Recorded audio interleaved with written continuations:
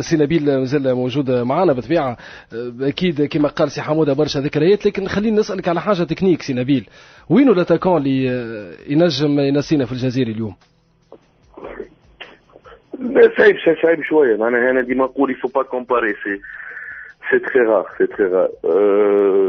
زياد سي ان غران كومبيتيتور اللي نحبه انا ونحبه يكون موجود توا عند ملاعبي، خاطر ديما نقول انا لي جوار دو فوتبول موجودين، راهم موجودين تنجم تلقاهم، مي ان كومبيتيتور سي ديفيسيل ا تروفي. شنو معناها كومبيتيتور؟ كيما يكون يقول سي حموده توا، معناها ان غانيور، لا راج دو فانكر موجوده، لو غود ليفور موجود.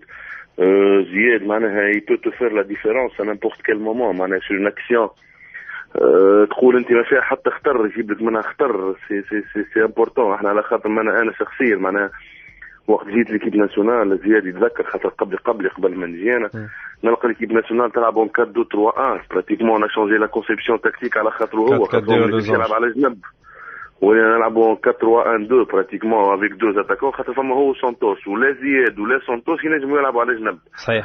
دونك سيتي دو جوار ديكسيبسيون اللي يتفاهموا برشا ساعات، سورتو سي ان ديو اللي يتفاهم برشا، اللي مستانسين ببعضهم برشا ويتفاهموا برشا، وهما براتيكمون اللي عاونونا لا ديفيرونس في لابروش اوفونسيف نتاعنا في كوب دافريك 2004.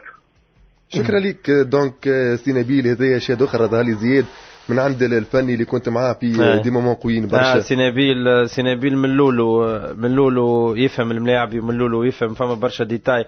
بكري سي حموده قال يعني روجيه كان البروميير اونترونور، مي خلينا نقولوها باش العباد تعرف، كان برشا نبيل يصلح له، وبرشا معناها برشا حوايج معناها كان نبيل يقول له عليهم.